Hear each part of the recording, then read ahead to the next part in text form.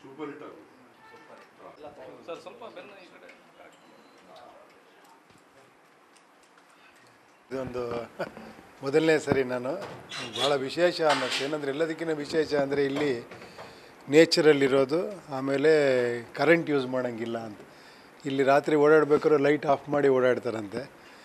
ಅಂದರೆ ನೇಚರ್ನ ಸಿಂಬಲೈಸ್ ಮಾಡೋ ಥರ ಕೊರಗಜ್ಜ ಅಂದರೆ ನಮ್ಮ ನೇಚರ್ ಅನ್ನೋ ಥರ ಭಾಳ ಖುಷಿಯಾಗಿದೆ ಆ್ಯಕ್ಚುಲಿ. ತುಂಬ ಕೊರಗಜ್ಜನ ಆಶೀರ್ವಾದ ಎಲ್ಲರ ಮೇಲೂ ಇರಲಿ.